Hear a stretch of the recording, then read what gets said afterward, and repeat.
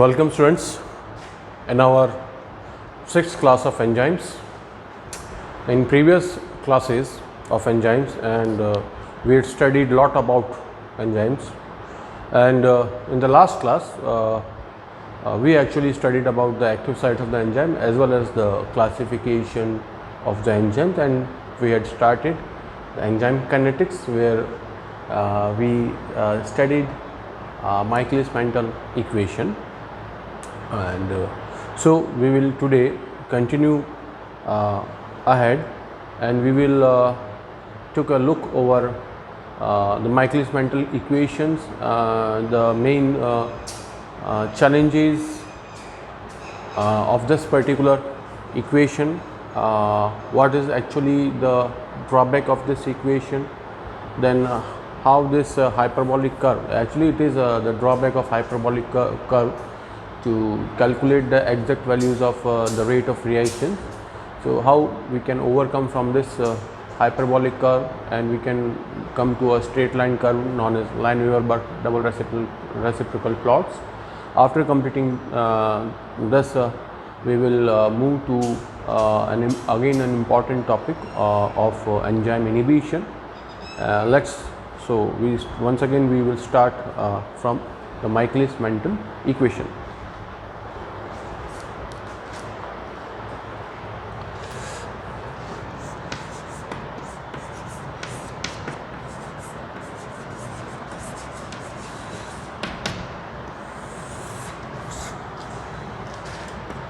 So we know that when a plot is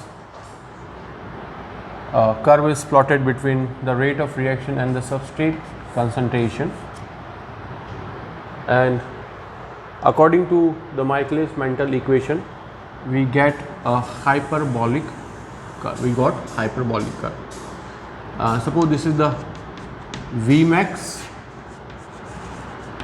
and it is the half Vmax,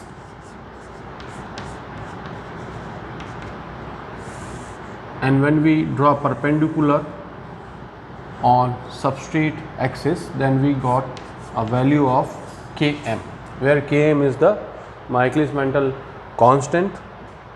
This is the maximum rate of the reaction, and the equation is V is equal to Vmax into S upon Km plus S. In the last class we had discussed about the significance of the Vmax value as well as the significance of Km value. So to find out the exact values of V, or we can say the exact value of rate of reaction, you must have the exact value of Vmax. If exact value of Vmax can be calculated, then we can calculate the actual value of half Vmax, and thus we can calculate the actual value of Km. So two things are important: the actual values of Vmax and the actual values of Km. If we got the precise value of these two categories, then we can have the actual or exact values, or we can say the precise value of rate of reaction. कहना मतलब ये हुआ कि सटीक जो value है या जो सही रिएक्शन की जो वैल्यू है या उसके लिए ज़रूरी है कि हमारे पास Vmax की सही फिगर्स होने चाहिए, और अगर Vmax की वैल्यू सही है तो हाफ Vmax एग्जैक्ट होना चाहिए, एग्जैक्ट ही आएगा, और जब हाफ Vmax एग्जैक्ट वैल्यू आएगी तो Km की भी एग्जैक्ट वैल्यू निकाली जा सकती है, और जब ये सभी सटीक वैल्यूज़ होंगी, सही वैल्यूज़ होंगी, तो आपको एक सही वैल्यू रेट ऑफ रिएक्शन की मिलेगी. बट यहाँ पर हाइपरबॉलिक कर्व के अंदर एक समस्या है. There is a problem in a hyperbolic curve.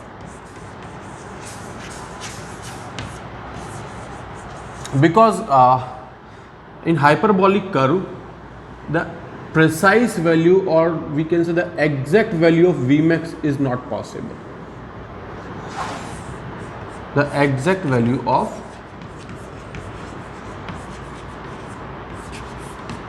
Vmax is not possible in this case. यहाँ इसका क्या कारण है? क्योंकि यहाँ पर ये कर्व हो रहा है, ये क्या है?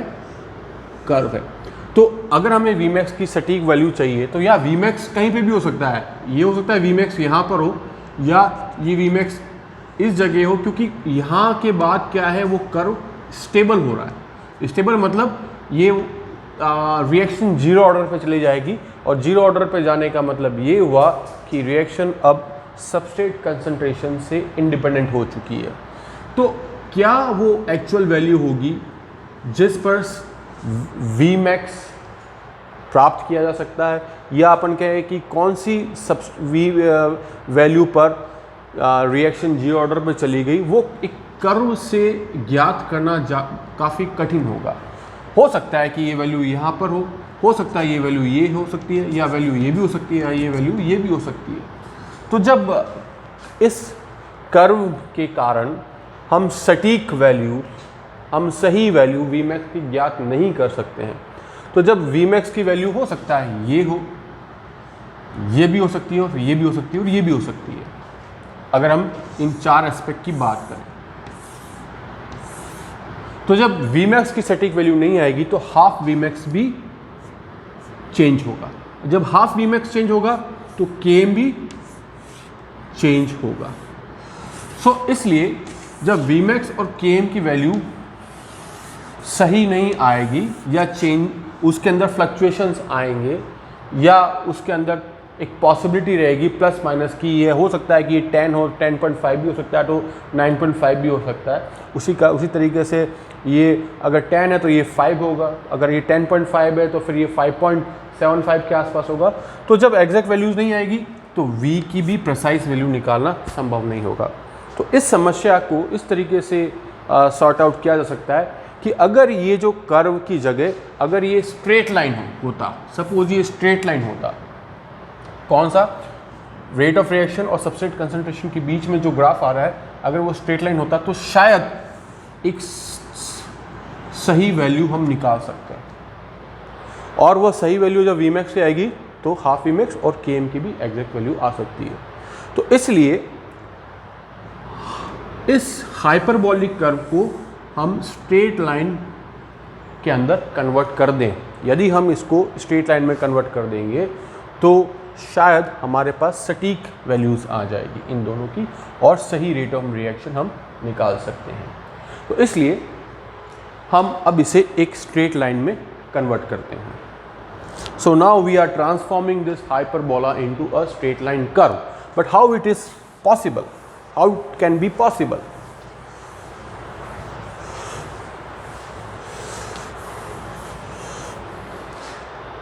So to find out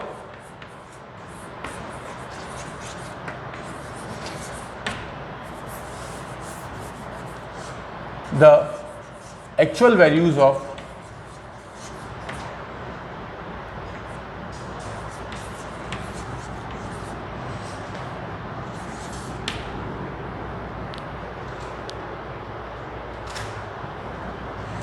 Vmax,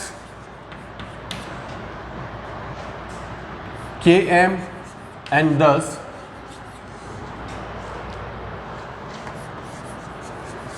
we can transform hyperbola into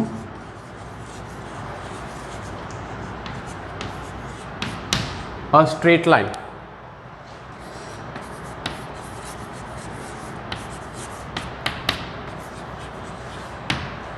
And this can be achieved by taking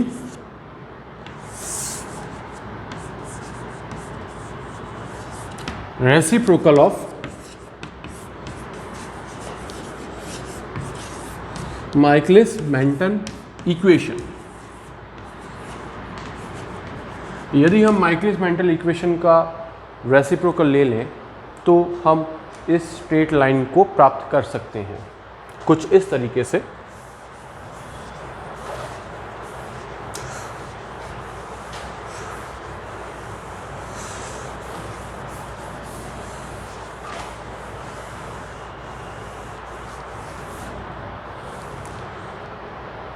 suppose मान लीजिए कि ये माइकलिस मेंटल इक्वेशन है जिसमें V is equal to V max into substrate concentration upon Km plus S। अब इस equation का reciprocal लिया जाए, दैट इज इसको हम जस्ट Km अपॉन S जो है वो न्यूमरेटर हो जाएगा और ये डिनोमिनेटर हो जाएगा। तो इस तरीके से 1 अपॉन वी Km ऊपर चला जाएगा ये वैल्यू, और ये वैल्यू नीचे आ जाएगी, ठीक है, क्योंकि हम रेसिप्रोकल ले रहे हैं। तो Km plus S and V max into S, इस तरीके से हमने लिया। रीराइटिंग दिस इक्वेशन, अगर हम इसको रीराइट करें इस इक्वेशन को तो वो कुछ इस प्रकार से होती है 1 upon V is equal to, या रीराइटिंग की जगह हम पहले इसका कॉमन लेते हैं कि इस वैल्यू को हम कॉमन लेंगे।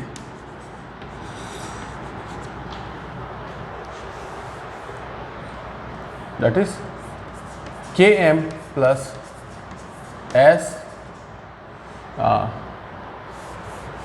Km upon V max into S plus S upon V max into S। तो जब हम V मैक्स S इस यूनिट को हम कॉमन लेते हैं तो फिर ये कुछ इस प्रकार होगा Km upon V max into S plus substrate upon V max into S। यहाँ पर ये दोनों को कैंसिल कर सकते हैं हम, और फिर हम इसे पुनः लिखें, रीराइट करें। तो ये इक्वेशन कुछ इस प्रकार होगी 1 upon V is equal to Km upon V max into 1 upon S।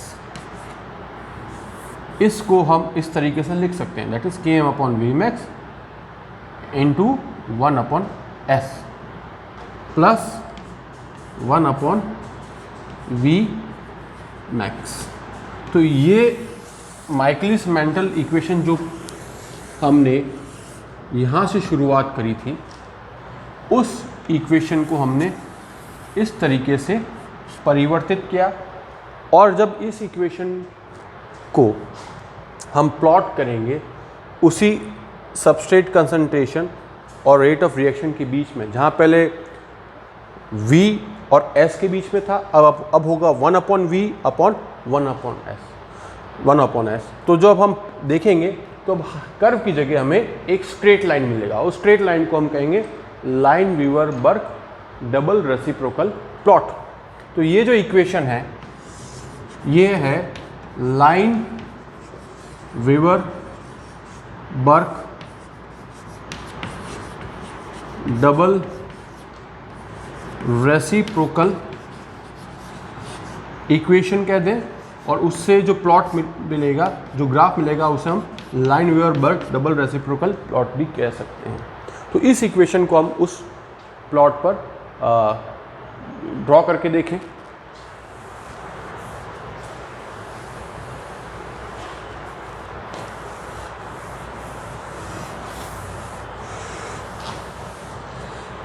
तो वो कुछ इस तरीके से होगा।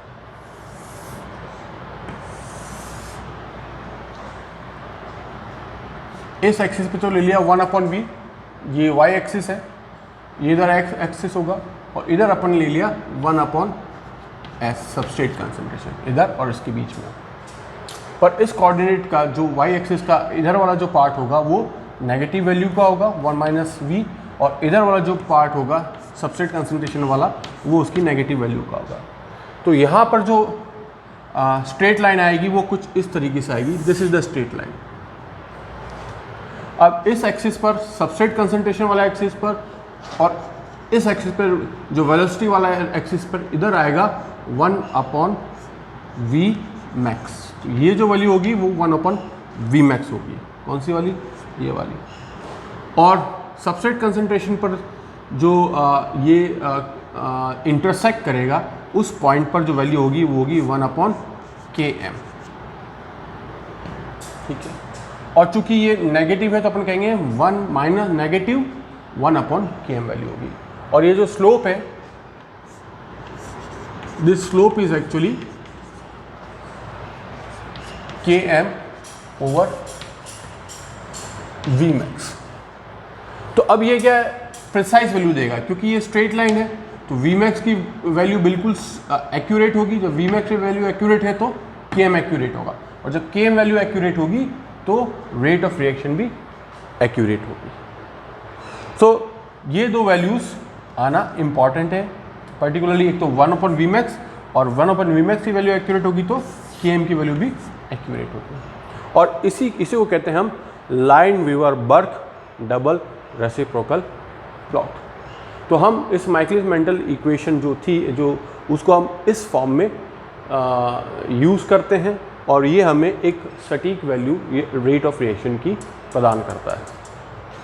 अब जब हम एंजाइम इनिबिशन पढ़ेंगे, when we study enzyme inhibition, तो जब एंजाइम इनिबिशन में जो खास करके Vmax वैल्यूज़ हैं या जो Km वैल्यूज़ हैं वो किस तरीके से चेंज होती है या उनमें किस तरह का अल्ट्रेशन होता है, तो जब उन अल्ट्रेशन को हम स्टडी करेंगे तो देखिए पाएंगे कि किस तरीके से इस स्ट्रेट लाइन के अंदर चेंजेस आएंगे। तो और ख़ास करके काफ़ी सारी कम्पिटिटिव एग्ज़ाम्स के अंदर इसके ऊपर क्वेश्चंस बनते हैं कि किस, अब बताइए कि भी कम्पिटिटिव इनिबिशन में ये जो प्लॉट है ये किस प्रकार होगा, Km वैल्यू कैसे चेंज होगी, या Vmax की वैल्यू में क्या चेंजेस हो रहे हैं, तो इसके माध्यम से हम प्रदर्शित कर सकते हैं।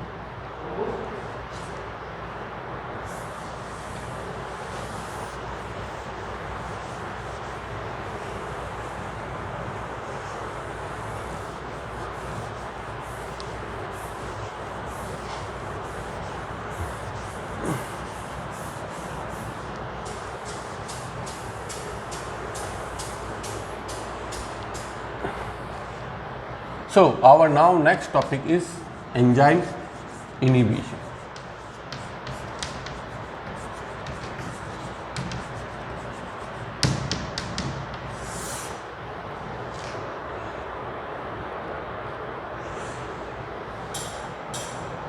तो यहाँ पर सबसे पहले हम जो एंजाइम इनिबिशन पढ़ेंगे, उस इनिबिशन को खास करके हम इसको पढ़ रहे हैं with respect to non allosteric enzymes.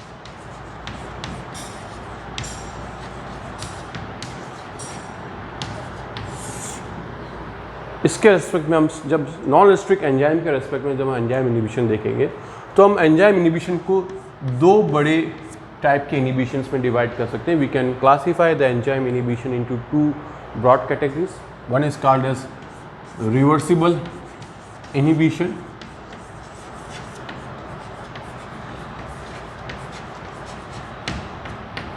and another one is called as irreversible enzyme inhibition.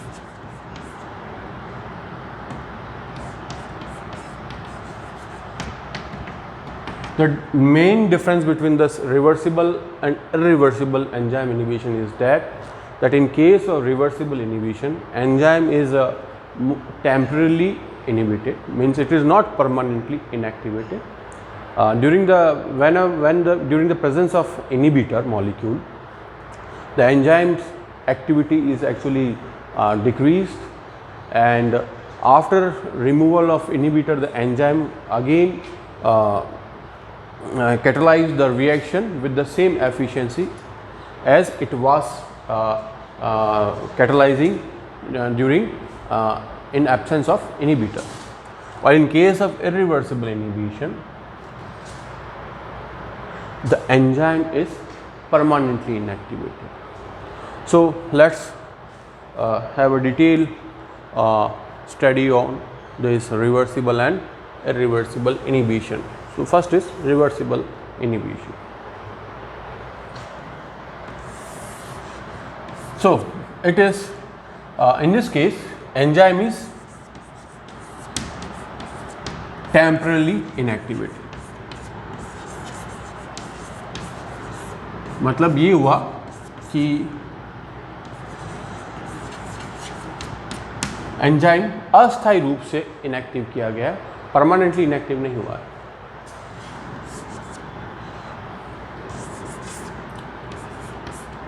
Inhibitor binds, चूंकि इनिबिशन के लिए कोई ना कोई एजेंट रिस्पॉन्सिबल है, और जो भी एजेंट एंजाइम को इनिबिट करता है, एजेंट कोई भी हो सकता है, कोई मॉलिक्यूल, कोई एक सब्सटेंस हो सकता है, एक आयन भी हो सकता है।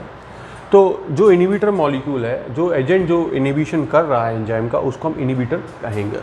सो inhibitor binds with weak attraction with enzyme, और ये मोस्टली देखा गया है कि जो एंजाइम, जब इनिबिटर उस एंजाइम से बाइंड होता है in case of reversible inhibition, तो उस एंजाइम से बाइंडिंग काफ़ी वीक होती है। Weak attraction means by weak bonds, interaction, hydrogen bond and hydrophobic bond और आयनिक बॉन्ड, उससे बाइंड होता है।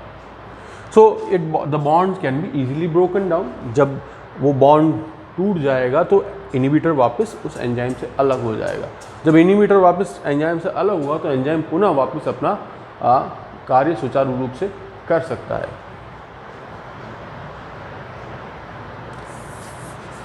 The major types of reversible inhibitions are called as competitive inhibition,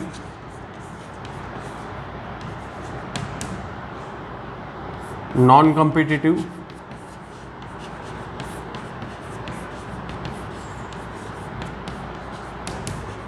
inhibition, and uncompetitive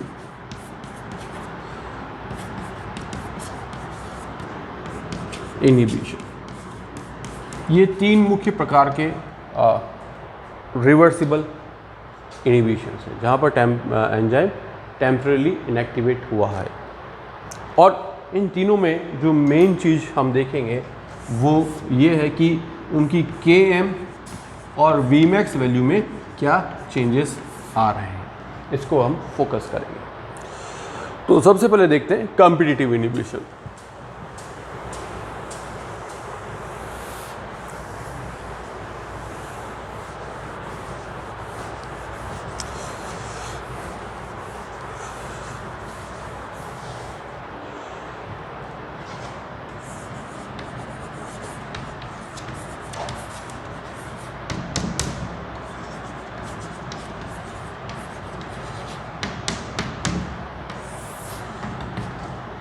So, as per the name of competitive inhibition, there is strong competition between the active site, or there is a strong competition between the inhibitor molecule and the substrate molecule for obtaining position at active site of the enzyme. तो competition है. So, in competitive inhibition there is competition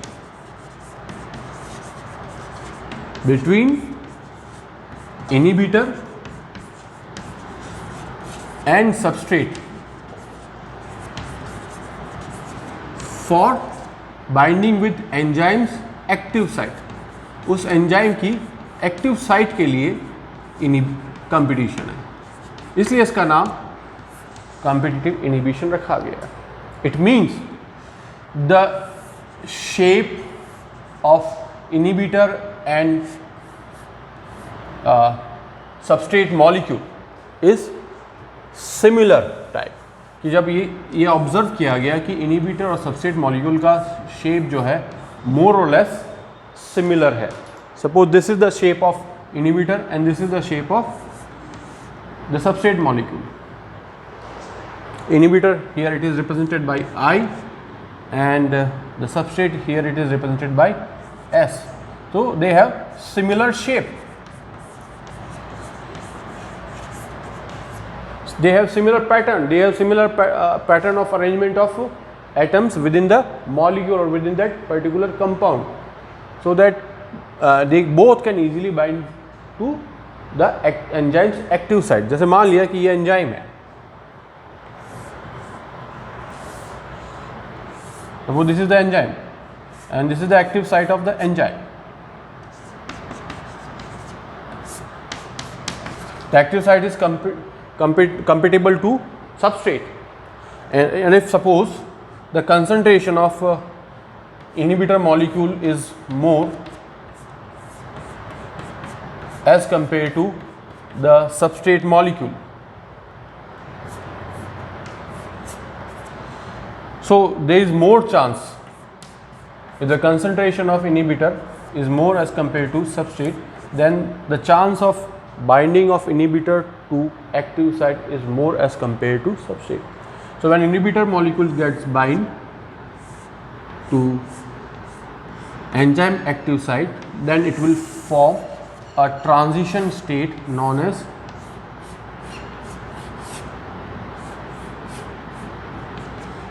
enzyme inhibitor complex. This enzyme inhibitor complex will never form product, and the binding of inhibitor with enzyme active site is always by weak attractions or weak bonds,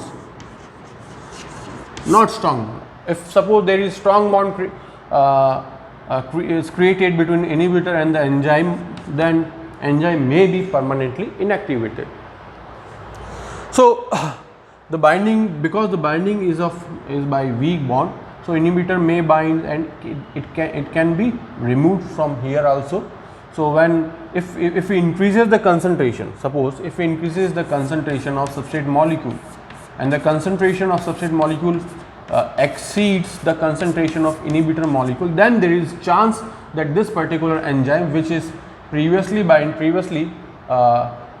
with the inhibitor molecule, can now bind with substrate molecule, and when it bound with substrate molecule, it forms enzyme substrate complex and it leads to the formation of product. So इस case में अपन कह सकते हैं कि जब substrate molecule inhibitor से bind होने के बाद, इसका मतलब ये नहीं कि एंजाइम ने काम करना बंद कर दिया या इसकी एक्टिविटी हमेशा के लिए ख़त्म हो गई है। ये ऑब्जर्व किया गया है कि जब सबस्ट्रेट मॉलिक्यूल्स की कंसंट्रेशन इंक्रीज़ की जाएगी तो यही वही एंजाइम जो पहले इनहिबिटर से बंधा हुआ था, बाउंडेड था, वह पुनः इससे बाइंड होगा और उस रिएक्शन को कंप्लीट करेगा जो इसको दी गई है। जो रिएक्शन ये कंप्लीट करता है उसे कैटलाइज करता है, उसे ये कंप्लीट करेगा विद द सेम पेस, उसी वेलोसिटी के साथ। जैसे कि एग्जांपल देखा जाए, अब यहाँ पर चूंकि इनहिबिटर मॉलिक्यूल और सबस्ट्रेट मॉलिक्यूल्स की जो शेप सिमिलर है, इसलिए इनहिबिटर को सबस्ट्रेट एनालॉग भी कहा जाता है। सबस्ट्रेट एनालॉग मीन्स सबस्ट्रेट जैसा।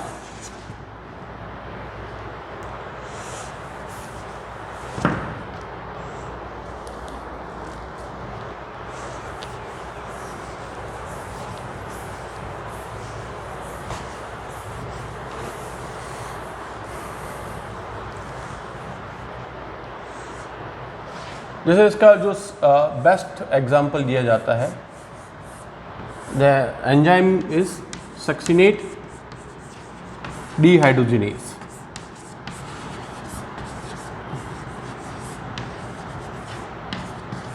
उसका सबस्ट्रेट है succinate, this is the substrate succinate, and succinate dehydrogenase is actually the marker enzyme of mitochondria. It is loosely bounded with inner mitochondrial membrane and it is an important component of TCA cycling of which is an oxidative pathway. ये oxidative pathway का ही एक important enzyme भी है और इसके substrate analog हैं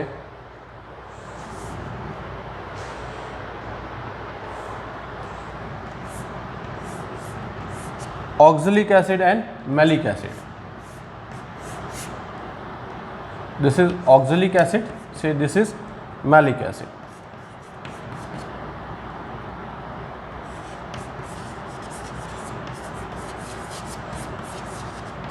Or we can say malate. So oxalic acid and malate are actually the substrate analog, or we can say the inhibitor. So if the concentration of inhibitor move, they get success in binding with the active site. At that particular time period, enzyme will not catalyze the given task or the task assigned to it. But if the concentration of succinate is increased in the system, then enzyme will bind to succinate and it will complete the reaction and form the product.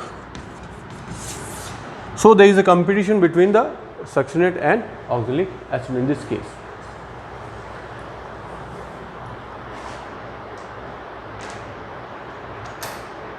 Now the important thing is that when inhibitor molecule is successful in binding with enzyme's active site, then what will happen to its Vmax and Km value? Suppose इस case में ये inhibitor molecule enzyme से bind हो चुका है और एक enzyme inhibitor complex बन गया, तो उस स्टेट के अंदर Vmax और Km वैल्यूज़ को हम कैसे डिस्क्राइब करेंगे ऑन लाइन-वीवर-बर्क डबल रेसिप्रोकल प्लॉट, उसके बारे में हम देखते हैं.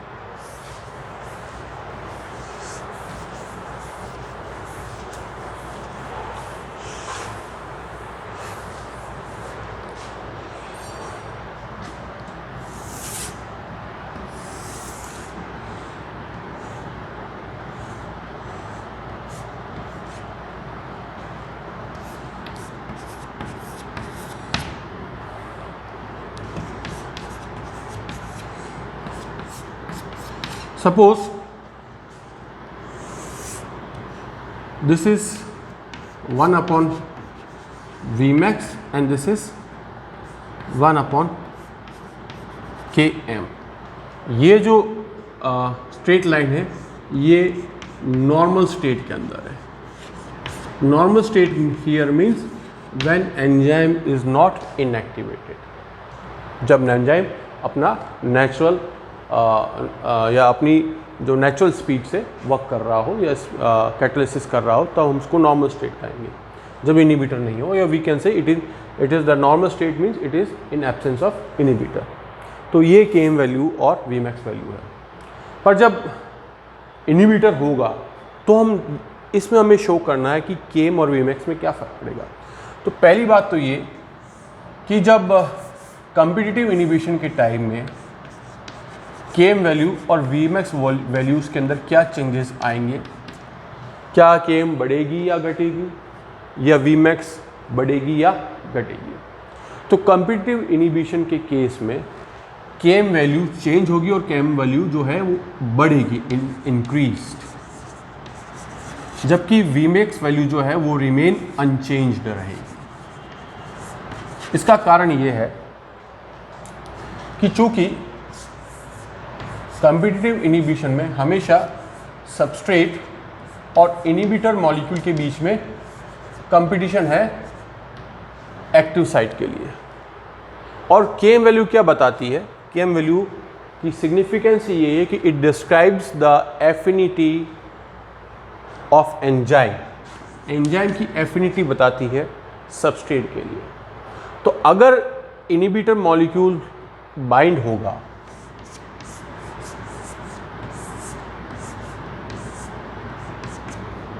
सबस्ट्रेट से एंजाइम से, तो सबस्ट्रेट बाइंड नहीं हो पाएंगे. जब बाइंड नहीं हो पाएंगे तो एफिनिटी कम हो गई सबस्ट्रेट के लिए, या उस समय एफिनिटी नहीं है उस पर्टिकुलर मोमेंट पे. कारण दूसरा हो सकता है. कारण क्या है? High concentration of inhibitor and low concentration of substrate. But at that particular moment we can say कि एंजाइम की इस सबस्ट्रेट के प्रति एफिनिटी जो है वो थोड़ी कम हो चुकी है, इज डिक्रीज्ड. और जब एफिनिटी कम हो तो हम कहेंगे कि Km इज इंक्रीज्ड. ये हम पिछली क्लास में स्टडी कर चुके हैं. हाई Km मतलब means low affinity and low Km means high affinity. तो इसलिए Km वैल्यू चेंज होगी कॉम्पिटिटिव इनहिबिशन में. और किस तरह चेंज होगी कि Km वैल्यू बढ़ चुकी है, जबकि Vmax मीन्स उसकी मैक्सिमम रेट, मान लिया कि इस समय एंजाइम इनिबिट हुआ, इस एंजाइम की जो Vmax है, सपोज हम ये मान के चलते हैं कि 10,000 मॉलिक्यूल्स हैं एक गिवन टाइम पीरियड के अंदर, ये इसकी Vmax है, एक्चुअल Vmax। पर अभी ये एंजाइम इनिबिट हुआ है बाय कम्पिटिटिव इनिबिशन, पर इसका मतलब ये नहीं कि ये परमानेंटली हो गया, ये वापस से नॉर्मल स्टेट में आ सकता है, और जब नॉर्मल स्टेट में आएगा और तब जब इसकी Vmax ऑब्जर्व की गई तो भी ये इस रेट से रिएक्शन को कैटलाइज कर सकता है। इसका मतलब ये हुआ कि कम्पिटिटिव इनिबिशन से एंजाइम की जो एफिशिएंसी पर कोई फ़र्क नहीं पड़ा, एंजाइम उतना ही एफिशिएंट है जैसे पहले था। तो इट मीन्स उसकी Vmax पे कोई फ़र्क नहीं पड़ेगा इस कम्पिटिटिव इनिबिशन से, जबकि क्या है, Km बढ़ेगी। तो इसका मतलब जब कम्पिटिटिव इनिबिशन होगा तो हम इसको किस तरह शो करेंगे, just like this, 1/- Km। Vmax ये हो गई इन केस ऑफ Ci लिख रहा हूं मैं यहाँ पे। Ci का मतलब जब कम्पिटिटिव इनिबिशन हो तो उस समय हम इस स्ट्रेट लाइन को इस तरीके से रिप्रेजेंट करेंगे, और हम इसको कंपेयर कर रहे हैं विद इट्स नॉर्मल स्टेट। तो नॉर्मल स्टेट और कम्पिटिटिव इनिबिशन की स्टेट में Vmax में कोई चेंज नहीं आ रहा है, that is same, they are Vmax is same unchanged, पर Km में चेंज आएगा। Km में चेंज क्या होगा, अब Km value is increased, it is high Km and this is low Km। तो high Km means low affinity. So इस तरीके से हम कम्पिटिटिव इनिबिशन के केस में इस कम्पिटिटिव इनिबिशन के केस के अंदर Km वैल्यू और Vmax वैल्यू को हम इस तरीके से डिस्क्राइब करेंगे, और हम कंपेरिजन कर रहे हैं विद द नॉर्मल स्टेट। कई सारे एग्जांपल्स कम्पिटिटिव इनिबिशंस के मिल जाएंगे, जैसे कि मिथोट्रिक्सेट है, तो वो कम्पिटिटिव इनिबिटर है। डाइहाइड्रोफोलेट जो एंजाइम उसका है। इसी तरह से क्रिक्सिवन जो ड्रग है वो HIV प्रोटीज का कम्पिटिटिव इनिबिटर है। अब हम आगे बढ़ते हैं नॉन कम्पिटिटिव इनिबिशन के अंदर।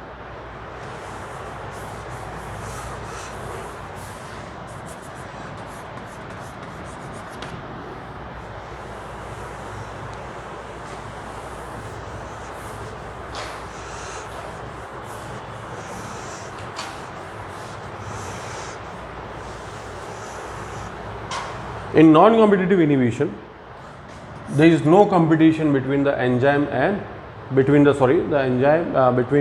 substrate and the inhibitor molecule. नाम से ही स्पष्ट है कि यहाँ पे कोई कंपटीशन नहीं। तो कंपटीशन किसके बीच में था पहले, इनहिबिटर और substrate. there is no competition between substrate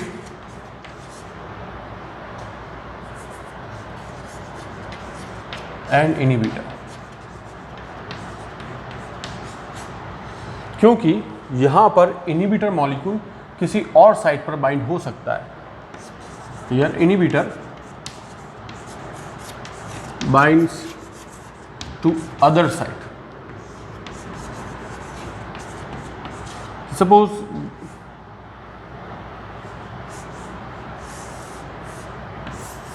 this is enzyme, this is the active site and this is the substrate molecule. Substrate molecule is easily bounded with the active site of the enzyme, and suppose this is the inhibitor molecule. The inhibitor molecule is not bounded at the active site, it actually binds to some other site. So this is the site, and it interferes with the enzyme activity. So such type of inhibition is called as non-competitive inhibition, and it has been observed that in the case of non-competitive inhibition, mostly the inhibitor molecules are heavy metal ions,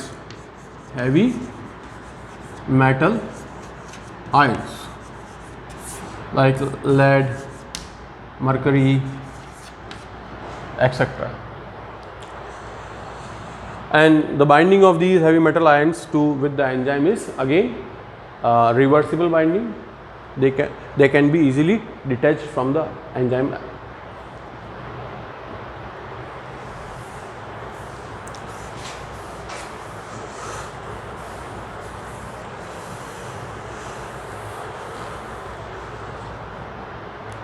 पर हम अब यहाँ देखेंगे कि non competitive inhibition के अंदर Vmax और Km value में क्या चेंजेस आते हैं. अगेन हम कंपेयर करते हैं, इसको हम कंपेयर करेंगे with its normal state. Lineweaver Burk double reciprocal plot. This is 1/V, this is 1/V negative, this is 1 / substrate concentration.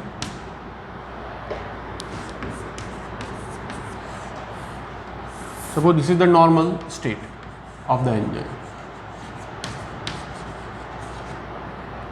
It is 1/Vmax and this is 1/-Km. Now one thing is clear, that in case of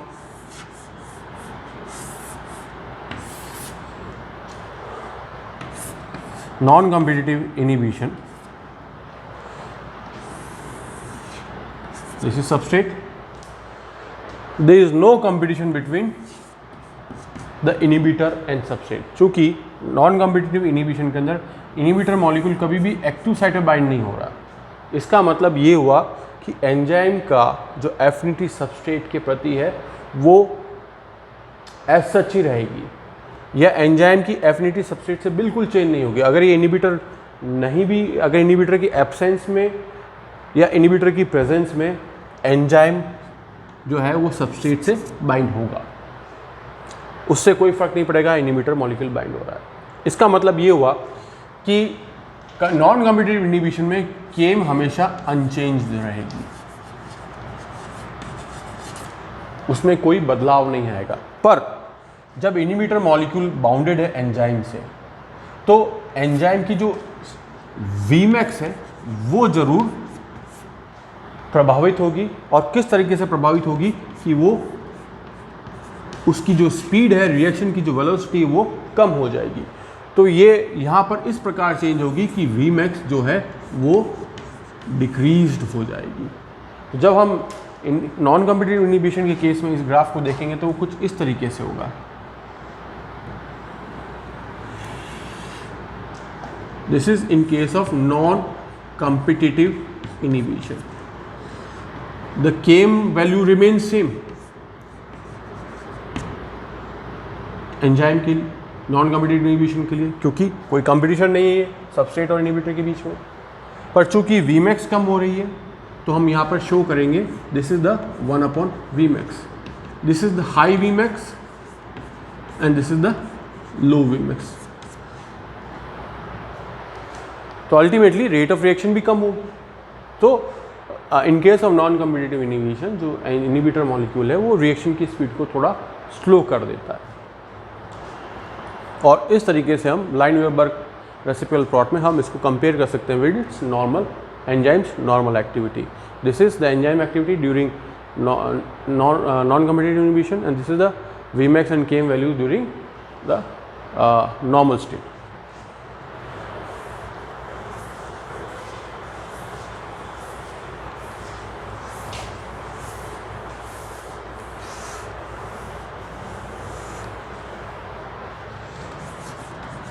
इस तरीके से अनकम्पिटिटिव inhibition में यह observe किया गया है कि जो इनिबिटर मॉलिक्यूल है, suppose this is the enzyme, this is the substrate molecule, the substrate molecule gets bind with enzyme और वो एक ट्रांजिशन स्टेट में जाएगा. जो ट्रांजिशन स्टेट जो होती है वो काफ़ी स्लो टाइम, बहुत ही कम इंटरवल की होती है. This is called as enzyme substrate complex, which is also called as transition state. So it has been observed that during non-competitive inhibition, the inhibitor molecules binds directly to enzyme substrate complex, वो free enzyme पर bind नहीं हो रहा है, reaction से पहले bind नहीं हो रहा है, during the course of the reaction, when reaction जो है एंजाइम कैटालिसिस कर रहा है, और ख़ास करके जब वो इस एंजाइम सबस्ट्रेट कॉम्प्लेक्स वाली स्टेट में होता है, तब इनहिबिटर मॉलिक्यूल बाइंड होगा और रिएक्शन की जो स्पीड है v उसको डिक्रीज करेगा। और ये देखा गया है कि during this particular case both Vmax values as well as Km values is decreased during uncompetitive inhibition, और इसको हम इस तरीके से शो करेंगे।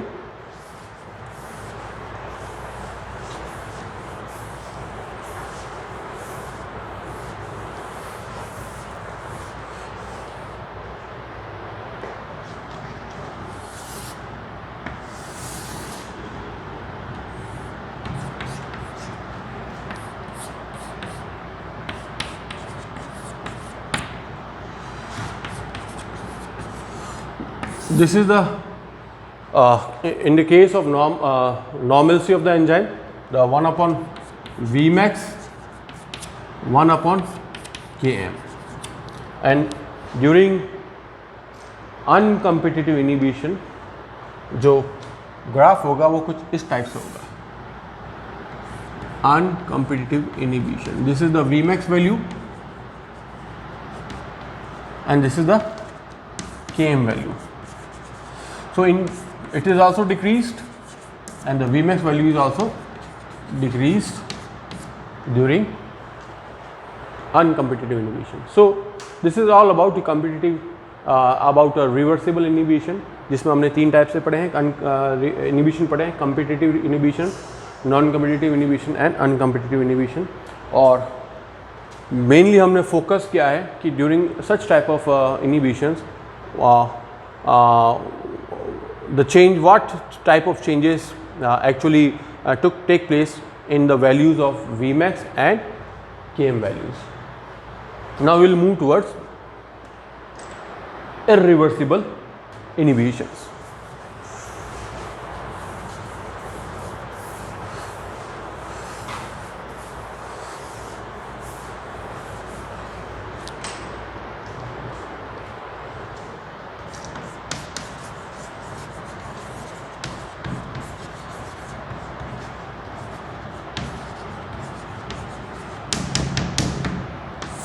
So during irreversible inhibition, enzyme is permanently inactivated. It is permanently inactivated.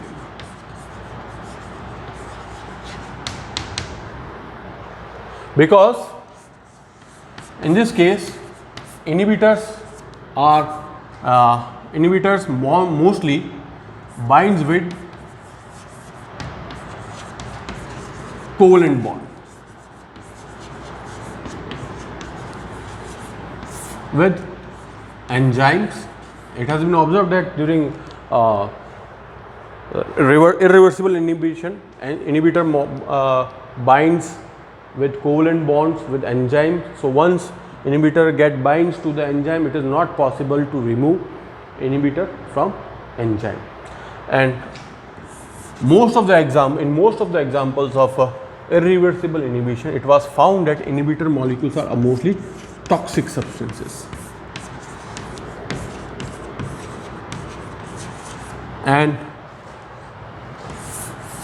it may be lethal. There are many examples where irreversible inhibitions are lethal for the organism. जैसे हम एक दो एग्जांपल देखें,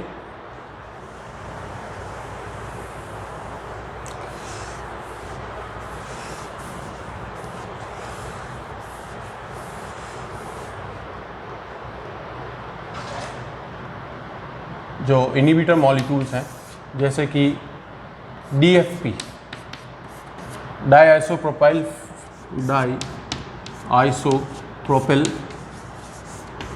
फ्लोरोफॉस्फेट,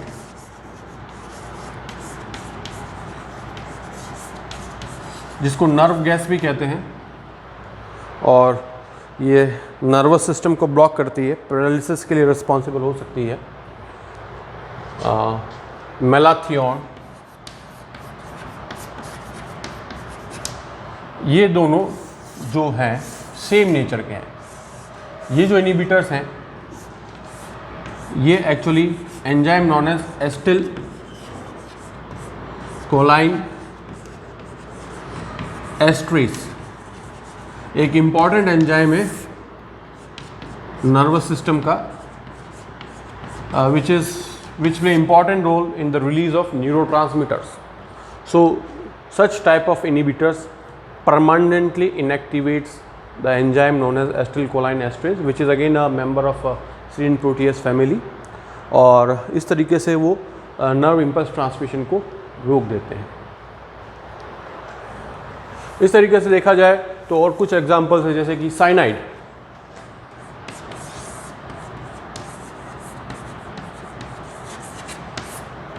जो कि डेथ के लिए भी रिस्पॉन्सिबल है।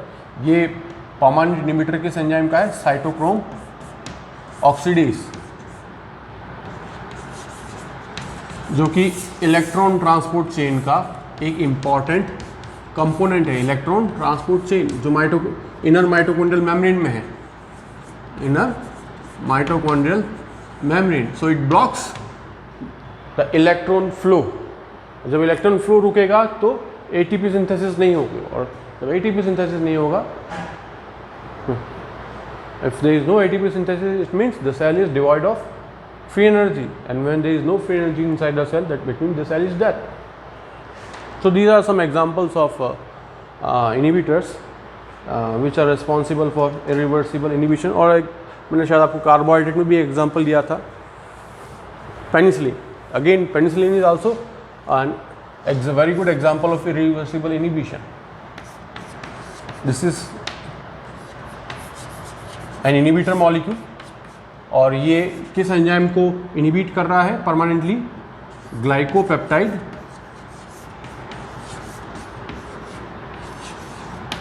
ट्रांसपेप्टाइडेज एंजाइम को,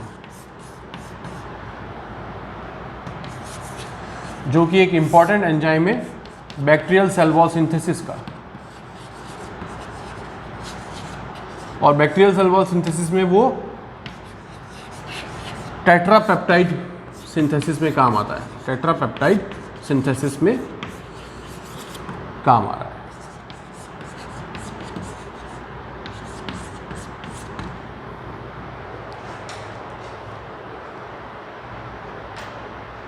सो दिस इज अबाउट और जब इरिवर्सिबल इनहिबिशन की बात आती है तो हम जब बात करेंगे वीमैक्स, क्योंकि एंजाइम परमानेंटली इनएक्टिवेट हो रहा है, तो वीमैक्स उसकी बिल्कुल ही डिक्रीज होनी है, वेलोसिटी बिल्कुल ही, क्योंकि एंजाइम जब इनएक्टिवेट हो गया तो रिएक्शन कैटालाइज ही नहीं करेगा।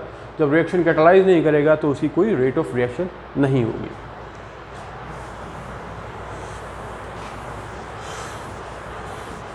So this is about two different type of inhibitions. One type was reversible and another was irreversible inhibition. Now we will talk about some aspect of allostericc enzyme. In particular, we will study about how the allostericc enzymes are regulated. Regulation means कब उनकी activity को enhance किया जा सकता है या कब उनकी एक्टिविटी को डिक्रीज़ किया जा सकता है। जब हम उनकी एक्टिविटी को डिक्रीज़ कर रहे हैं तो एक्चुअली हम उसको थोड़ा सा इनिबिट भी कर रहे हैं, बट हम इसको ले रहे हैं टॉपिक के अंदर, इसको कह रहे हैं एलोस्ट्रिक रेगुलेशन। और उसी एलोस्ट्रिक रेगुलेशन के अंदर जो इनिबिशन होगा एलोस्ट्रिक एंजाइम्स का, उसे हम फीडबैक इनिबिशंस भी कहेंगे।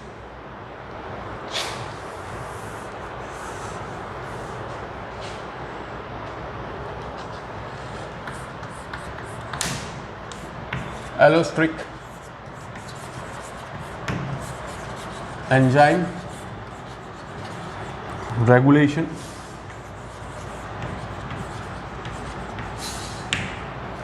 and feedback inhibition. Feedback inhibition is actually characteristic feature of, or we can say is a property of allostric enzymes. तो हम रेगुलेशन के साथ साथ इसका इनिबिशन भी पार्ट इसमें स्टडी करेंगे। हाँ, as you all know that allostric enzymes are those enzymes which are actually made up of more than one subunits, and they show cooperative behavior, and they also form a sigmoidal curve, and graph is plotted between the rate of reaction and the substrate concentration. So the difference between allostericity and non-allostericity enzymes we had already studied. Here we will focus on allostericity enzyme regulation. One important thing about allostericity enzyme is that they generally participate in multi-step processes or multi-enzymatic pathways. So they generally catalyzes multi-enzymatic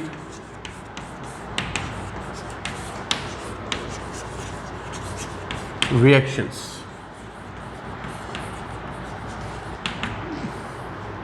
metabolism के अंदर या जब biochemical reactions की बात करें तो काफ़ी सारी रिएक्शंस बायोकेमिकल रिएक्शंस ऐसी है जिसमें कई सारे इंटरमीडिएट्स फॉर्म होते हैं. वो किसी एक प्रिकर्सर मॉलिक्यूल से स्टार्ट होगी और जब प्रोडक्ट बनेगा उस प्रोडक्ट के बनने से पहले कई सारे इंटरमीडिएट्स फॉर्म होते हैं, और हर एक रिएक्शन को, हर स्टेप को हम एक इंडिविजुअल रिएक्शन कहेंगे, और उस रिएक्शन को एक इंडिविजुअल एंजाइम कैटलाइज करेगा, जिसको हम मल्टी एंजाइमेटिक रिएक्शंस भी कह सकते हैं. वो कुछ इस टाइप की है. जैसे मान लिया कि शुरुआत में ये एक ए मॉलिक्यूल है जिसे हम कह रहे हैं initial substrate.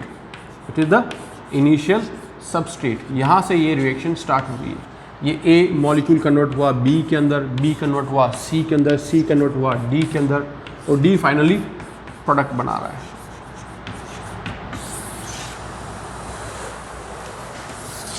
And B, C and D are actually intermediates. These are the intermediate compounds. और हर एक स्टेप को एक एंजाइम कैटलाइज कर रहा है. For example enzyme E1 catalyse this reaction, E2 catalyse this reaction, E3 catalyse this particular reaction, and enzyme E4 catalyses this reaction. So इसलिए हम इसको कह रहे हैं मल्टी एंजाइमेटिक रिएक्शंस भी. तो ज़्यादातर जो एलोस्टिक एंजाइम्स है वो मल्टी एंजाइमेटिक इक्वेशंस के अंदर, रिएक्शंस के अंदर देखे गए हैं.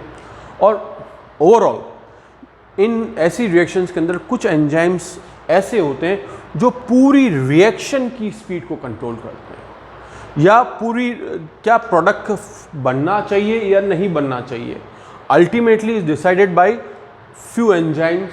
ये कुछ ही एंजाइम्स जो हैं वो डिसाइड करेंगे. जैसे मान लिया इस केस के अंदर E1 enzyme is actually the regulating enzyme. It is acting as the regulating enzyme of the whole process, the whole reaction.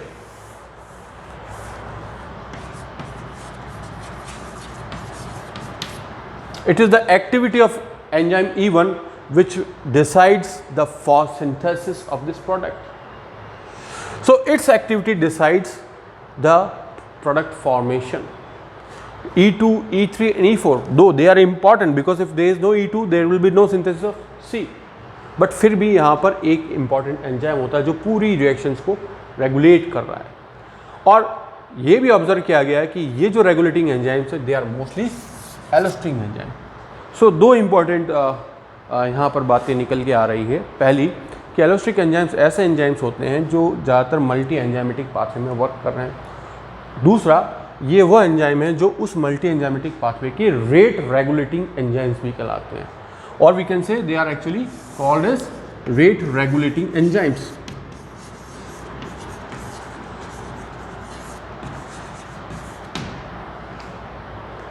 और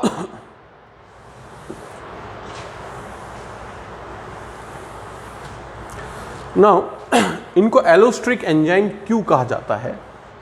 इसका कारण है allosteric. Allo means different site.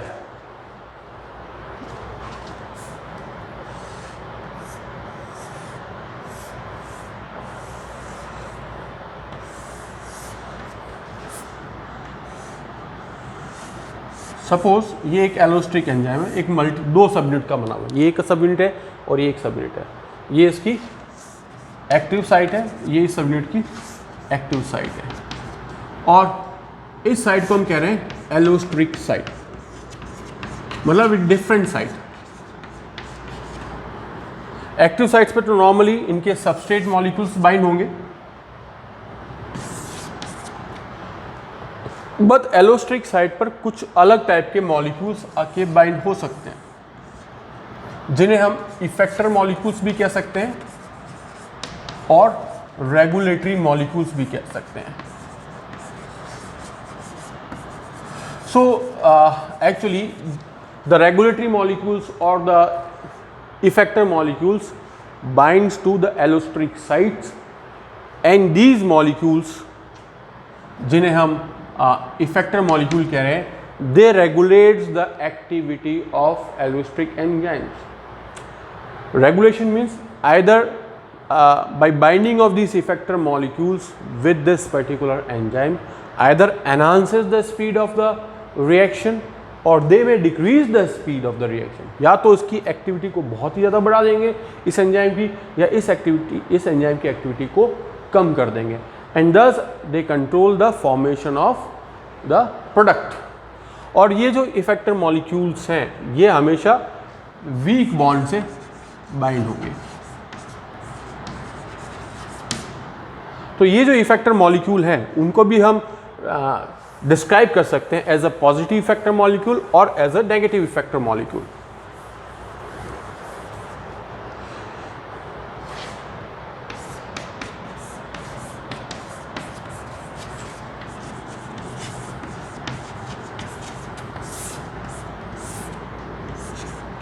Positive effector molecule और as a negative effector molecule. Positive effector molecule means ये वो molecule है जो उस एलोस्ट्रिक एंजाइम की स्पीड को या रिएक्शन की स्पीड को या उसकी एक्टिविटी को एकदम बढ़ा देगा, उसकी बाइंडिंग से उसकी एक्टिविटी बढ़ जाएगी। जबकि जब नेगेटिव इफेक्टर मॉलिक्यूल मीन्स ये ऐसा इफेक्टर मॉलिक्यूल है जो उस एलोस्ट्रिक एंजाइम की एक्टिविटी को कम करेगा, रिड्यूस कर रहा है, डिक्रीज कर रहा है। जब डिक्रीज कर रहा है तो एक तरह से उसका इनिबिशन हो रहा है। क्या हो रहा है? इनिबिशन, कि वो एंजाइम जो है एलोस्ट्रिक एंजाइम का इनिबिशन हो रहा है, पर वो इनिबिशन होगा फीडबैक इनिबिशन। और वो फीडबैक इनिबिशन क्या है उसको अपन समझते हैं।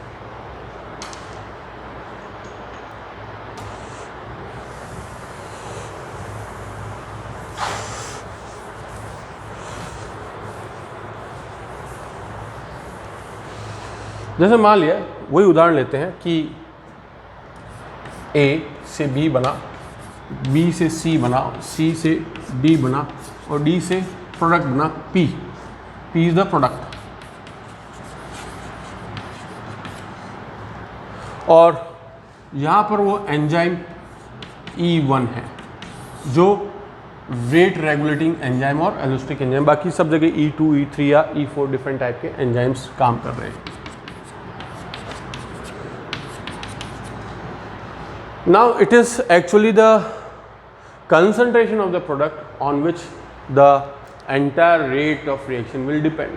मान लिया कि उस प्रोडक्ट का सिंथेसिस बहुत ज़्यादा हो चुका है सेल में बियॉन्ड इट्स रिक्वायरमेंट, तो जब एक्सेस हो गया और कोई भी चीज़ एक्सेस बनेगी तो क्योंकि जब ये रिएक्शन हो रही है तो सेल अपनी एनर्जी इसमें इन्वेस्ट कर रहा है इस रिएक्शन के लिए, तो अगर प्रोडक्ट एक्सेस बन रहा है तो वो एनर्जी वेस्ट जाएगी, क्योंकि वो एक्स्ट्रा प्रोडक्ट कोई काम नहीं होता और सेल्स के अंदर किसी भी चीज़ का एक्यूमुलेशन पॉसिबल नहीं है।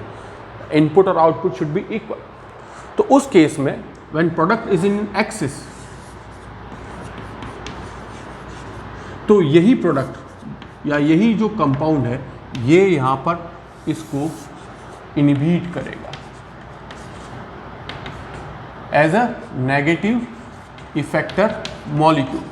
तो यहाँ पर वही P जो प्रोडक्ट है वह नेगेटिव इफेक्टर मॉलिक्यूल की तरह कार्य करेगा और इस एंजाइम की एक्टिविटी को स्लो कर देगा या इसको इनहिबिट कर देगा।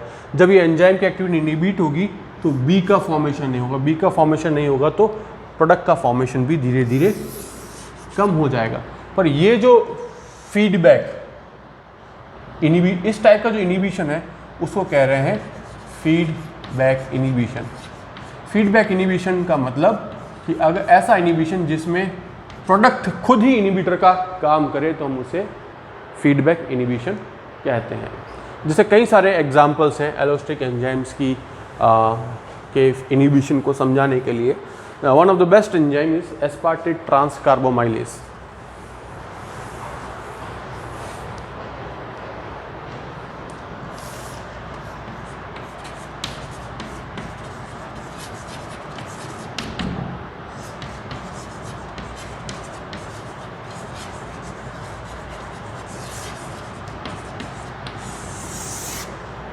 ATCS भी कहते हैं इसको शॉर्ट फॉर्म में, ATCAS।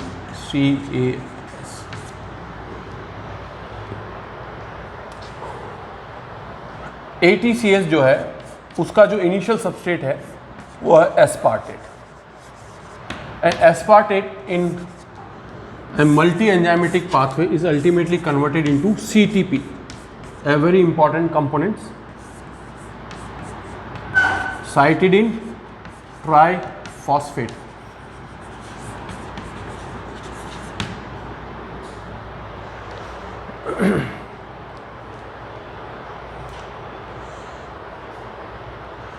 So here ATCS catalyze the very first reaction of this multi-enzymatic pathway. It converts aspartate into another intermediate. Say this intermediate is B, then B is converted to C, C is converted to D, and D is ultimately converted into CTP. तो इसकी चाबी यहाँ निकाल कर रख दे, बंद कर दूँगा।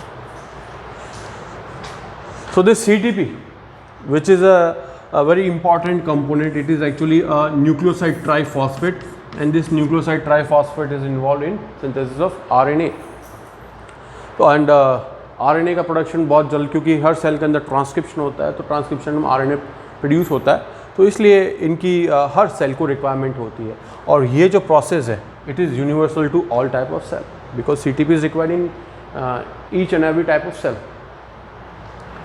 पर जब ये देखा गया कि अगर CTP का प्रोडक्शन ज़्यादा हो गया तो CTP यहाँ पर खुद इस एंजाइम का इनिबिटर है। So negative sign here designate CTP as a negative effector molecule. So CTP is a negative effector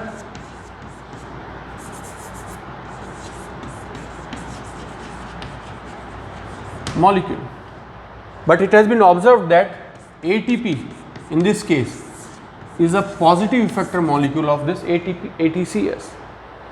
ATP, because ATP is also energy currency of the cell, और चूंकि ये एक synthetic process, it is a biosynthetic process, और biosynthetic process के अंदर cell को energy चाहिए, उस प्रोसेस को एनर्जी चाहिए, and that energy is provided by ATP. So when if cell has sufficient amount of energy, मान लिया कि this particular cell has sufficient amount of energy or its ATP pull is higher as compared to the ADP or AMP pull, it means this cell can afford such type of reaction. So ATP will activate ATCS, and ATCS then converts the and then produces actually CTP. But when CTP level rises, it inhibits this particular molecule, this particular enzyme.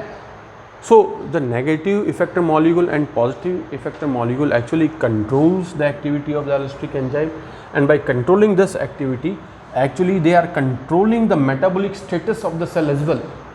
So this negative feedback or this feedback inhibition is very crucial for such type of reaction, because they are actually controlling the energy status of cell as well in this case. Again, another example of allosteric enzyme is phosphofructokinase, which is well known to you, because this phosphofructokinase is again a very important enzyme in a multi-enzymatic pathway, which you all had studied in your previous classes on BSc as well as, that is glycolysis.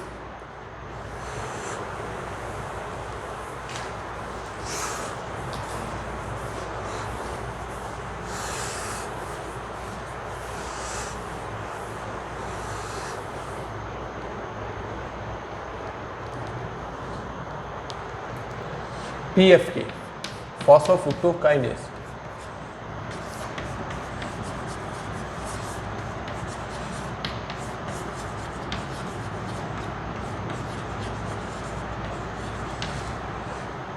It is the rate regulating enzyme in glycolysis. Is the regulating enzyme or main regulating enzyme of glycolysis.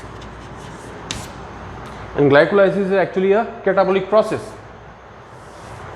And it has been observed that in glycolysis,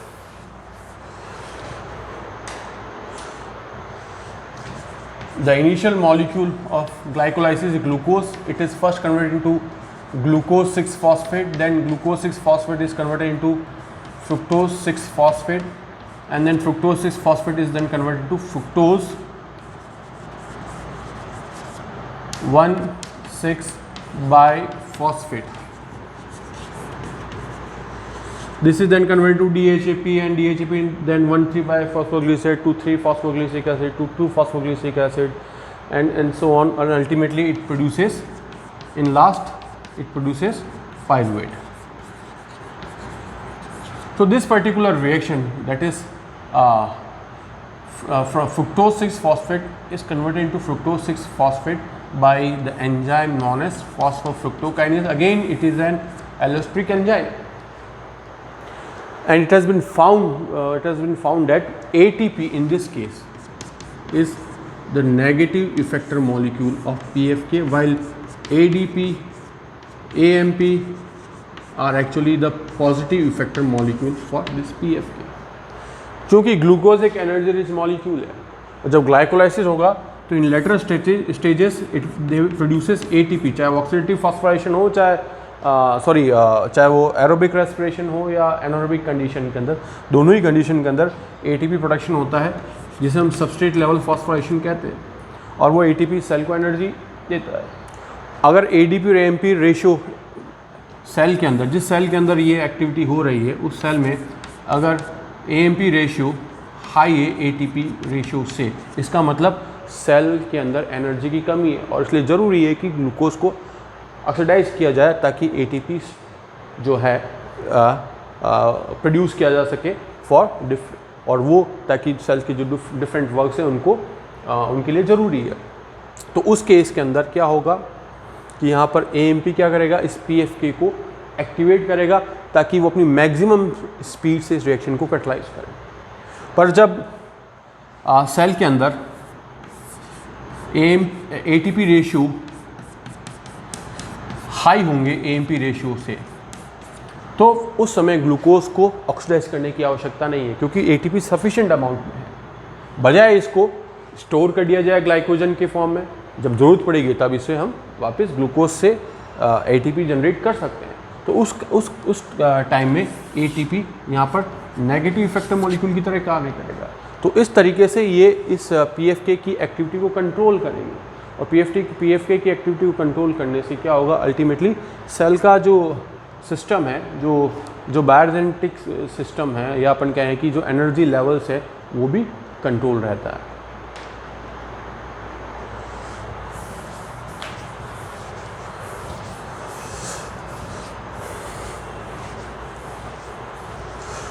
तो अगर हम देखें इनकी rate of reaction को with substrate concentration, अगर इनकी kinetics की बात करें, this is the velocity reaction. और चूँकि एलोस्टिक एंजाइम है, वो हम जानते हैं कि अपन ने पढ़ा है कि दे शो सिग्मोइडल कर्व, ये सिग्मोइडल कर्व शो करते हैं. मान लिया ये एक नॉर्मल स्टेट के अंदर है, the functioning of that enzyme in normal state. Normal state means when there is no effector molecule, कोई सा भी हो, चाहे पॉजिटिव हो चाहे नेगेटिव इफेक्टर मॉलिक्यूल, उसकी एब्सेंस में सपोज ये इस प्रकार से शो कर रहा है, जो कर्व होगा वो इस प्रकार से. In presence of positive effector molecule क्या होगा, स्पीड बढ़ जाएगी. तो स्पीड बढ़ेगी तो वो कर्व जो होगा वो मोर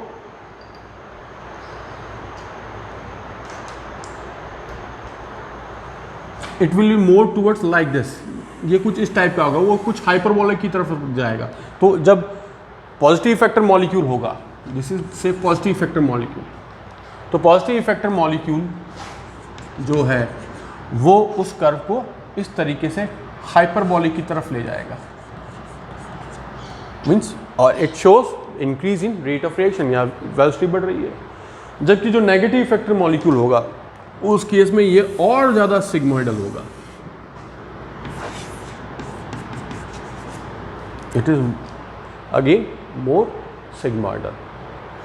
तो ये इस तरीके से भी हम इसको कंपेयर कर सकते हैं एलोस्टिक एंजाइम की एक्टिविटी को। The activity of allosteric enzyme in normal state, that is when there is no effector molecule, and in presence of effector molecule, and if the effector molecule is a positive effector molecule, the curve will be more hyperbolic, and if the effector molecule is negative, then the curve will be more sigmoidal। और अपन कहेंगे कि rate of reaction कम हो रही है, ये decrease in rate of reaction, ये increase in rate of reaction।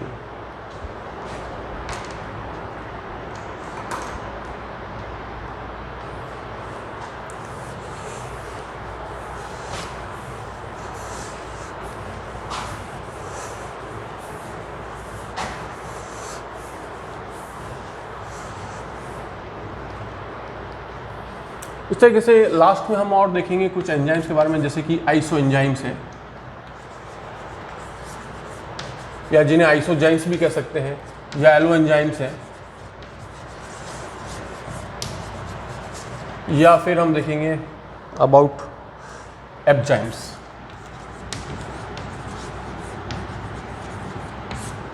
तो एक का क्विक स्टडी कर लेते हैं iso enzymes.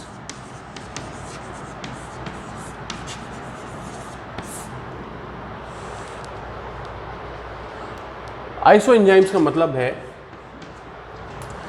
First of all iso enzymes की जब बात करें तो we are talking about the enzymes which are found in the same organism. हम उसी ऑर्गेनिज्म के अंदर या उसी सेल के अंदर या अलग अलग टिश्यूज़ के अंदर, these are the enzymes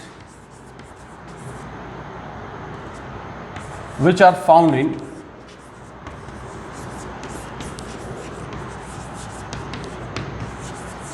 different cells, tissues, हालांकि सारे एंजाइम्स होते हैं of that organism, they vary in their structure, वो थोड़े से स्ट्रक्चर में वेरी कर सकते हैं अपने इन डिफरेंट टिश्यूज और different cell, and they also varies in some physical in properties like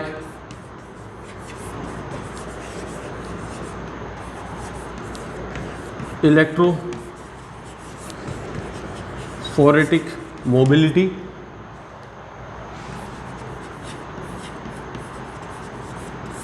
but the important thing is that such enzyme catalyzes same reaction।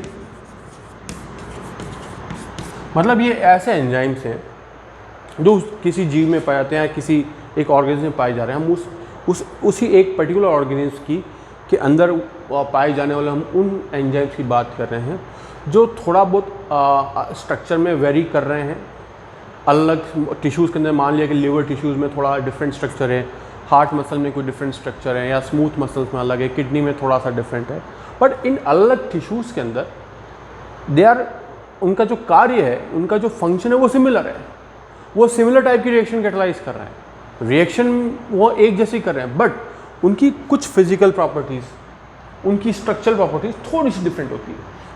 क्यों हम इसे एक स्पेशली अलग टाइप से स्टडी कर रहे हैं?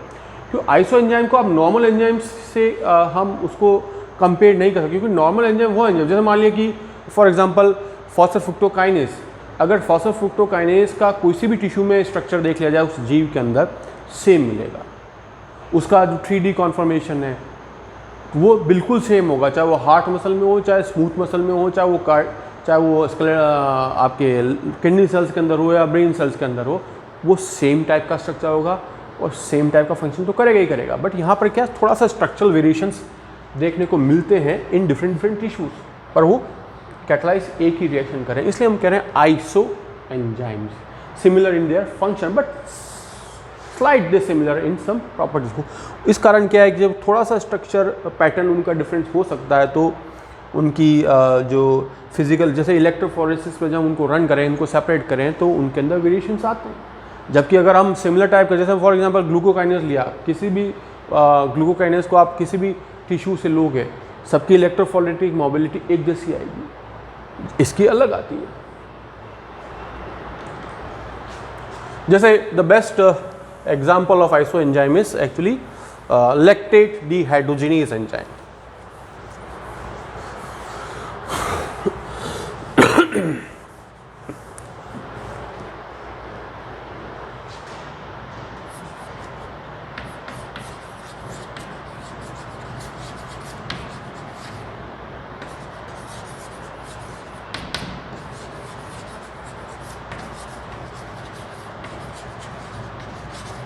LDH, lactate dehydrogenase enzyme. Lactate dehydrogenase enzyme actually दो डिफरेंट कंपोनेंट से बनाया, दो डिफरेंट प्रोटीन से बनाया, पॉलीपेप्टाइड से बनाया। एक को कहेंगे M टाइप, सपोज हम इसको रिप्रेजेंट कर रहे हैं स्क्वायर से, और एक को कहेंगे H टाइप, इसको रिप्रेजेंट कर रहे हैं सर्किल से। M type is more towards मतलब मसल सेल के अंदर पाए जाने वाली, और H type towards heart muscle cell, है ना। उससे ये अपन कहें कि दो डिफरेंट जीन हो गए, एक M टाइप जीन हो गया, एक H टाइप जीन हो गया, जो इस तरह का पॉलीपेप्टाइड बना है।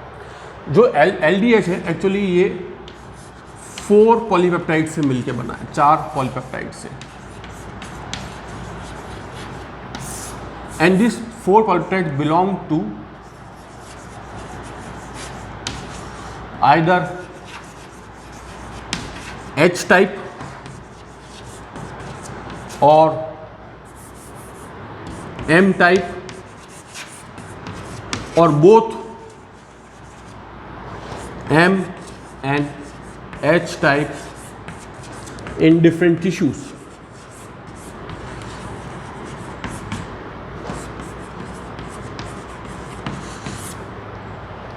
अलग अलग टिश्यूज़ के अंदर ये जो लैक्टेट डिहाइड्रोजिनेज है, कुल मिला के 4 पॉलीपेप्टाइड के मिलकर बना होगा।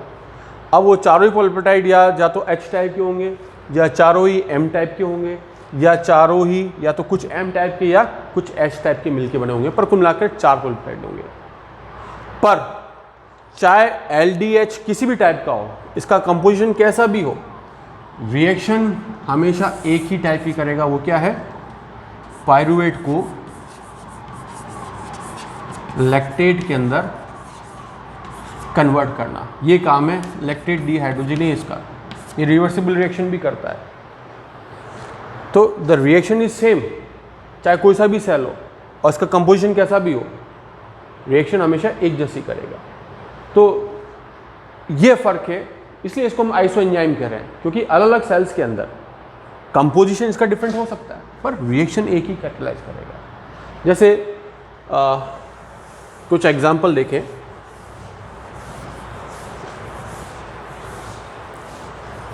अब 5 प्रकार के LDH है बॉडी के अंदर, 5 types of LDH in animal body.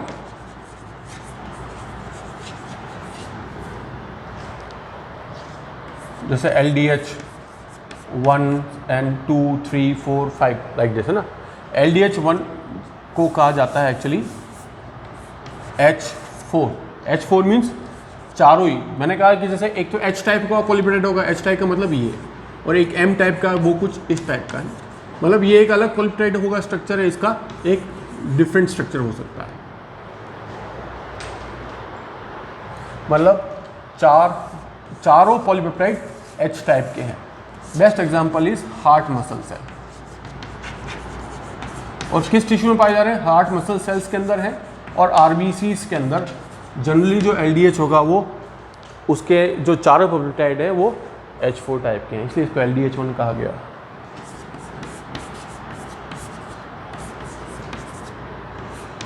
H3M1, 3 तो H टाइप के और एक M टाइप का।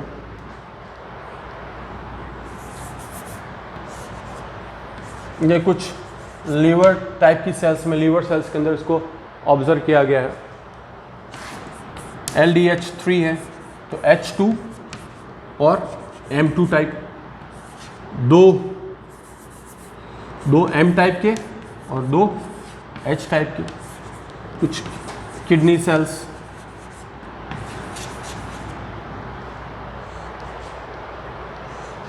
सपोज LDH4, H1, M3, ये तीन तो इस प्रकार के हो गए M टाइप के, और एक H टाइप का हो गया। फॉर एग्जांपल ब्रेन सेल, इसमें कुछ ऊपर नीचे हो सकता है, दैट इज डिफरेंट। और एक हो गया LDH5, दैट इज जो कि पूरा M4 मीन्स चारों जो हैं यूनिट्स पॉलीपेप्टाइड वो M टाइप का बनेगा। इसको इस तरीके से शो कर लेते हैं, M4।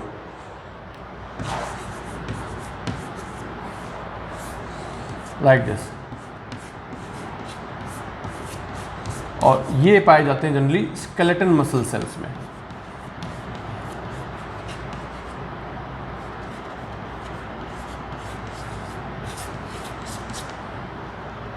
तो ये M4 टाइप के हो गए। पर ये LDH चाहे किसी भी टिश्यू में हो, हार्ट मसल सेल में हो, लिवर सेल्स में हो, ब्रेन सेल्स में हो, किडनी सेल्स में हो या स्केलेटन मसल सेल में हो, रिएक्शन सब में सेम कैटालाइज करते हैं। चूँकि अलग अलग कंपोजिशन है ये सब यूनिट्स का, इसलिए इनकी इलेक्ट्रोफोरेसिस मोबिलिटी भी डिफरेंट होती है। और ये कहाँ पाए जा रहे हैं? एक ही एनिमल के अंदर, एक ही ऑर्गेनिज्म के अंदर। जबकि एलो एंजाइम्स जो हैं वो एलिक वर्जन से या allelic variants of the same enzyme, और जब एलिक वेरिएंट्स की बात आएगी तो वो डिफरेंट एलील्स की बात आ रही है, चाहे वो सेम इंडिविजुअल में हो या अलग अलग इंडिविजुअल्स में हो, ऑफ द सेम पॉपुलेशन और ऑफ डिफरेंट स्पीसीज।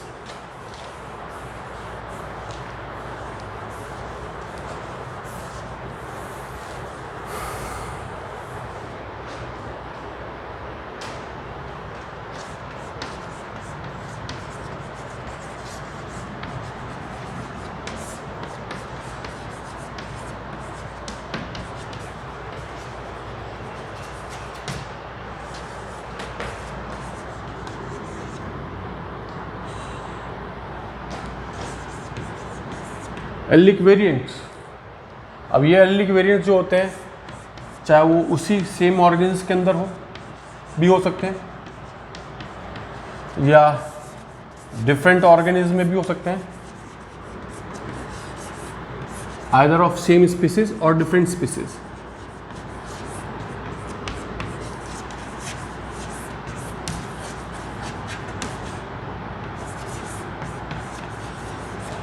जैसे एक सिंपल एग्जांपल लें,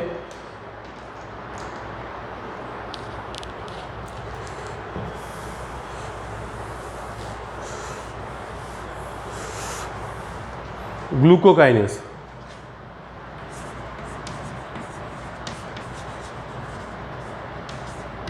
एक एंजाइम है जो एक इम्पॉर्टेंट एंजाइम है ग्लाइकोलाइसिस का, ठीक है। और ग्लाइकोलाइसिस यूनिवर्सल पाथवे जो सभी ऑर्गेनिज्म में होता है। और ग्लूकोकाइनेस के लिए मान लिया कि जीन्स, ये पर्टिकुलर सेल्स हैं जो कि एक डिप्लॉइड है, 2n है, और इसका जो जीन है मान लिया क्रोमोसोम नंबर 1 पर प्रेजेंट है। क्रोमोसोम 1 की कितनी 2 कॉपीज होगी। ये chromosome number 1, this is again chromosome number 1। मान लिया इसका जेनेटिक लोकाई है, इसको हम कह रहे हैं कि जी जीन से रिप्रेजेंट कर रहे हैं ना। अब जी जीन की 2 कॉपीज हो सकती है, कैपिटल जी और एक स्मॉल जी। फ़र्क क्या है? सीक्वेंस में होगा। जैसे मान लिया इसकी सीक्वेंस है ATCG है और इसको हम कह रहे हैं कैपिटल जी। कैपिटल जी हमेशा वाइल्ड टाइप जीन होता है, एक्चुअली इसकी फ्रीक्वेंसी ज़्यादा होती है पॉपुलेशन में, इसलिए इसको वाइल्ड टाइप जीन कहते हैं। जबकि ये जो है ATAG, हल्का सा फ़र्क है एक सीक्वेंस का, हमने कह दिया कि स्मॉल जी। तो ये कॉम्बिनेशन क्या हो गया? कैपिटल जी स्मॉल जी। तो एक पॉलीपेप्टाइड हल्का सा इस प्रकार बन रहा है और एक पॉलीपेप्टाइड थोड़ा सा, ज़्यादा वेरिएशन नहीं होगा, बहुत ही स्लाइट, वो वेरिएशन इतना भी नहीं होगा कि इसकी रिएक्शन में फ़र्क आ जाए। तो allelic variation of the same enzyme, दोनों की रिएक्शन एक ही है, दोनों ग्लूकोज को ग्लूकोज 6 फॉस्फेट में कन्वर्ट करेंगे, ये भी करेगा और ये भी करेगा।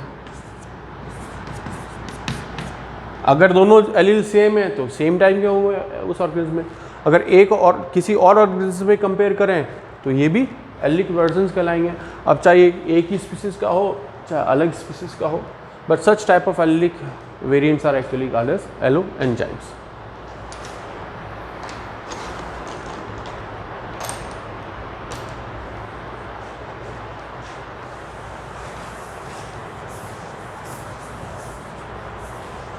And finally, enzymes, they are called as catalytic antibodies.